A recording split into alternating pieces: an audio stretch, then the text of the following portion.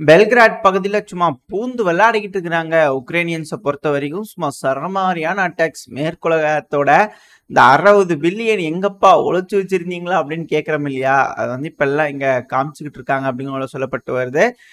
ரஷ்ய தரப்புல வந்து பாத்தீங்கன்னா, மக்கள வந்து எப்படி அவங்கள நல்லா பத்தி எறியட்டும் அப்படிங்கிறது போல ரஷ்ய தரப்புல கொஞ்சம் அமைதியா இருக்கிறாங்க. ஆனா அங்க அனலிஸ்ட்லாம் இருப்பாங்க இல்லையா? ரஷ்யாவோட அனலிஸ்ட் இந்த மீடியாலாம் பேசுவாங்க. நிறைய நபர் இந்த கண்ணாடிலாம் போட்டிருப்பாரு. ரொம்ப அதிகமா பேசுவாரு. இப்போ அவர்னால பேசக்கூட முடியாம அப்படியே பல்லெல்லாம் வருகிறத பார்த்தா அந்த மக்களோட வெறுப்புணர்வு தெரியுது. என்னடா யாரும் எதுவும் செய்ய மாட்றாங்க அப்படிங்கிறது போல. அந்த வெறுப்புணர்வோட ரிஃப்ளெக்ஷன் எப்படி இருக்க போகுது அப்படிங்கறதான் தெரியல. இதை கரெக்டா கையாளணும். ஒரு வேளை இது தப்பான ஒரு கால்குலேஷனுக்கு போகும் அப்படிங்கிற பட்சத்துல இந்த பிரச்சனை தடம் புரண்டு போயிடும். 3ஆம் உலகப் போர் ஆரம்பிச்சாச்சு. ஏன்னா மேற்குலக நாடுகள் அதுவும் குறிப்பா அமெரிக்கா தரப்புல இருந்து நாங்க சொல்லக்கூடிய விஷயத்துல இருந்து பின்வாங்க மாட்டோம் அப்படின்ட்டாங்க.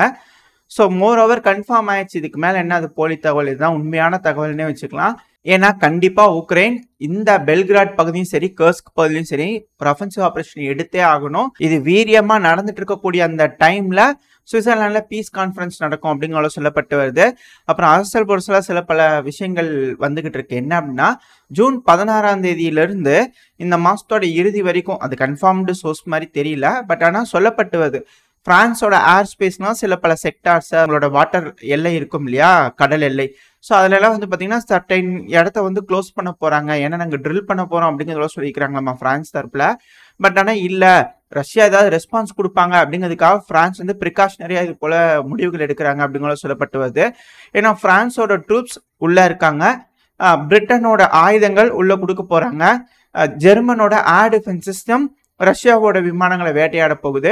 ஸோ இது எல்லாமே ஆளாளுக்கு ஒரு ஒன்று கொடுத்துக்கிறாங்க அப்படிங்கிறத புரிஞ்சுக்க முடியுது. இதில் சில நாடுகள் பார்ட்டிசிபேட் பண்ணல அப்படின்னாலும் இது இனிஷியலா இருக்கக்கூடிய ஒரு விஷயம் தான். ஒன்ஸ் எல்லாம் பிரச்சனை பெருசாயிருச்சு அப்படிங்கும்போது நாட்டோவில் இருக்கிறவங்கள ஒன்று குடிக்குவாங்க. அதாவது எப்படி சொல்லப்படுது அப்படின்னா, நீ பேசு, எதிரில் இருக்கிறதுக்கு நம்மளாலே ஒருத்தனை பேச வச்சிரு அப்படிங்கிறது போல வந்து பார்த்தீங்கன்னா, இவங்களுக்குள்ளேயே ஒருத்தங்க ஒரு கருத்து சொல்றாங்க அப்படின்னா அது எதிர்க்கிறதுக்கு ஒரு நபர். ஸோ அப்படி இருக்கும்போது வேற ஒருத்தங்க வந்து பார்த்தீங்கன்னா இவங்களே பேசுறாங்களே, பேசிட்டோம் அப்படிங்கிறதோட பார்த்துட்டு இருப்பாங்க இல்லையா?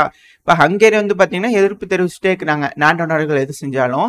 ஸோ ஒரு கட்டத்துக்கு மேலே இவங்க 2 பேரும் பேசி ஒரு முடிவுக்கு வந்ததுக்கு அப்புறம், ஆமாங்க நீங்க சொல்றது நியாயம்தான், ஹங்கேரி தரப்புல இருந்து ஆமாங்க நீங்க சொல்றது நியாயம்தான், நாங்களும் சொன்னோம் நேட்டோவில் இது போல வந்து உக்ரைன் வந்து ஆயுதங்கள் வந்து பயன்படுத்தக்கூடாதுன்னு சொன்னோம், ஆனா அவங்க வந்து கொஞ்சம் நியாயமா கேட்குறாங்களே, இப்போ அதுக்கு பதில் தெரியல எனக்கு அப்படிங்கிறது போல ஹங்கேரி தரப்புல நியாயமா சொல்லிட்டு போயிடுவாங்க அப்படிங்கிறது போலலாம் சொல்லப்பட்டு வருது. அதனால இந்த நாட்டோட இருக்கிற அலையன்ஸ் எல்லாருமே ஒரே மாதிரி தான் அப்படிங்கிறது போல ஒரு வெறுப்புணர்வு ரஷ்யர்கள் மத்தியில் வந்துருச்சு.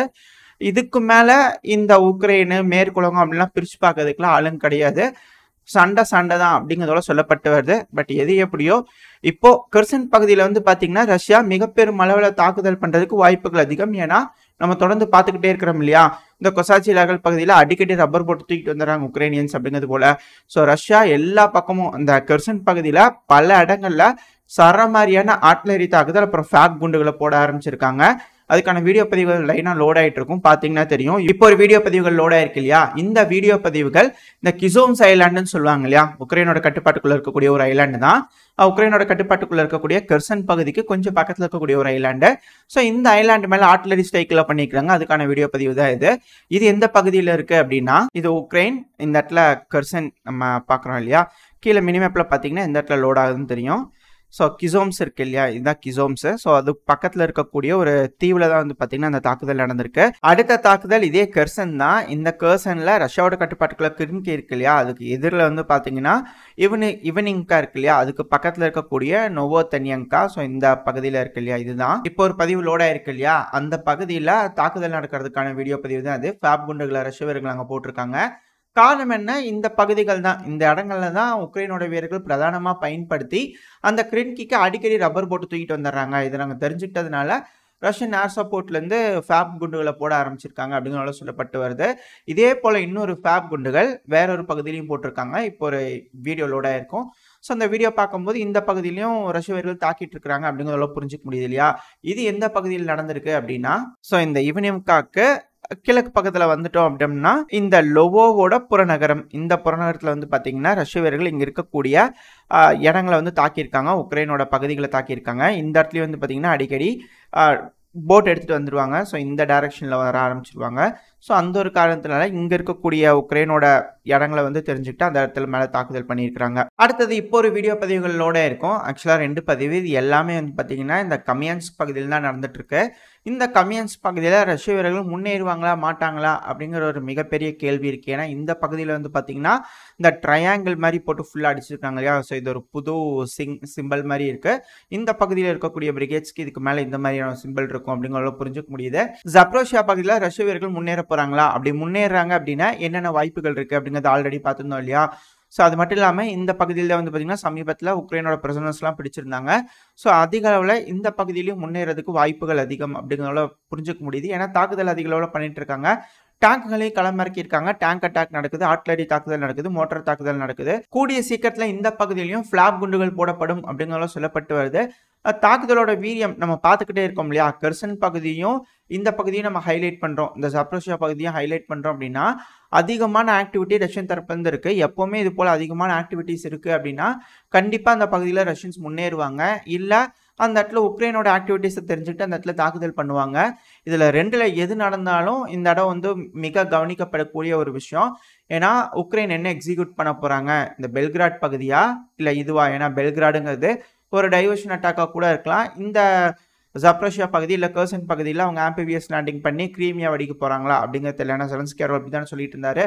ஸோ ஒருவேளை இந்த சைடில் தாக்குதல் பண்ணுறாங்க அப்படின்னா இது டைவர்ஷனா இல்லை அது வந்து ரியல் அஃபென்ஸா அப்படிங்கிறது தெரியல இல்லையா. ஸோ அதனால எல்லாத்தையும் மானிட்டர் பண்ணிகிட்டே இருக்கிறோம். குறிப்பாக இப்போ லோடாக இருந்தது இல்லையா வீடியோ பதிவுகள், அது எந்த இடத்துல நடந்திருக்கு அப்படின்னா இந்த கர்சன் பகுதி இருக்கு இல்லையா, அப்படியே கொஞ்சம் மேலே வந்தோம்னா ஜப்ரோஷியாவோட கமியான்ஸ்க் பகுதி. ஸோ இந்த இடத்துல கீழே மினி மேப்பில் பார்த்துருந்தீங்கன்னா தெரியும். ஸோ இந்த பகுதியில் வந்து பார்த்தீங்கன்னா டேங்க் அட்டாக்ஸ் நடந்துட்டு இருக்கு. அது கூடவே இந்த பகுதிகள் ஃபுல்லாகவே ரஷ்யவர்கள் வந்து பார்த்தீங்கன்னா ஆர்ட்லரி ஸ்ட்ரைக்கு, மோட்டார் ஸ்ட்ரைக் இது போலாம் பண்ணிட்டு இருக்காங்க. ஸோ இதை வச்சு பார்க்கும்போது அடுத்து இங்கே ஒரு ட்ரோன் அட்டாக் நடந்திருக்கு. ஸோ இதை வச்சு பார்க்கும்போது அடுத்து இன்னொரு சின்ன இம்பார்ட்டன்ட் சேஞ்சஸை, அந்த ட்ரென்ச்சஸ் இருக்கு இல்லையா, அது கலர் கரெக்டாக தெரியலனால கோல்டு கலரில் மாற்றிருக்கேன், அவ்வளோதான், மற்றபடி எதுவும் இல்லை. ஸோ இந்த டைரக்ஷன் ஆஃப் அட்டாக் நம்ம பார்க்கும்போது ஸோ ரஷ்யா இந்த ஃபர்ஸ்ட் டிஃபென்ஸ் பெல்ட் அடிக்கிறதுக்காக ட்ரை பண்ணுறாங்க. மேபி இந்த ஸ்டெப்போ நோஹர்ஸ்க் இருக்கு இல்லையா, இதை முதல் கட்டமாக போய் பிடிக்கிறதுக்காக திட்டமிடலாம் அப்படிங்கிறது போல் என்னோட ஒரு கருத்து. ஏன் அப்படின்னா ரஷ்ய வீரர்கள் இப்படி முன்னேறாங்கன்னு வச்சுக்கோங்களேன். ஸோ இந்த ரோடை பிடிச்சிட்டே போயிருந்தாங்க அப்படின்னா தான் அவங்களால ஃபர்தராக வந்து பார்த்தீங்கன்னா இங்கே இருக்கக்கூடிய ஃபர்ஸ்ட் லைனில் வந்து பார்த்தீங்கன்னா பக்கவாட்டு தாக்குதல் பண்ண முடியும். ஸோ அந்த டைரக்ஷன் நோக்கி போகிறதுக்கு வாய்ப்பு இருக்குது. ஸோ ஒரு வேளை இன்கேஸ் அஃபென்சிவ் ஆப்ரேஷன் இந்த பக்கத்தில் பண்ணுறாங்க அப்படின்னா இந்த பகுதிகள் எல்லாமே ரஷ்யா அவங்க கட்டுப்பாட்டுக்குள்ளே எடுக்கிறதுக்கு அதிக அளவில் வாய்ப்புகள் இருக்குது அப்படிங்கிறது போல் எனக்கு தோணுது. நம்ம இப்போ அடுத்தடுத்த பகுதிகளுக்கு போக ஆரம்பிக்கலாம். பட் இங்கே மானிட்டர் பண்ணிட்டே இருப்போம் ரஷ்யா என்ன செய்கிறாங்க அப்படிங்கிறது போல். அடுத்தது அப்படியே கொஞ்சம் மேலே வந்தோம்னா இந்த ரொபோத்தைனி பகுதி. இந்த ரொபோத்தைனிக்கு மேலே வந்து பார்த்தீங்கன்னா இந்த ஒரிக்காவை நோக்கி போவாங்க அப்படிங்கிறத சொல்லியிருந்தோம் இல்லையா. ஸோ இந்த ரொபோத்தைனோட வடக்கு பகுதியில் இருக்கக்கூடிய ஒரு செட்டில்மெண்ட் தான் நோவோடான்விலிகா. ஸோ இந்த பகுதியில் ஆர்ட்லரிகளை பயன்படுத்தி, இந்த ரொபோத்தைனிலேருந்து ஆர்ட்லரிகளை பயன்படுத்தி ரஷ்யா வந்து உக்ரைனோட நிலைகளை தாக்கியிருக்காங்க. அதுக்கான வீடியோ பதிவுகள் வருது. ஸோ இது எல்லாத்தையும் லிங்க் பண்ணும்போது தான் இந்த ஜாப்ரோஷியா பகுதியில் கண்டிப்பாக ஒரு ஆப்ரேஷன் இருக்கலாம் அப்படிங்கிறதோட யோசிக்க தோணுது.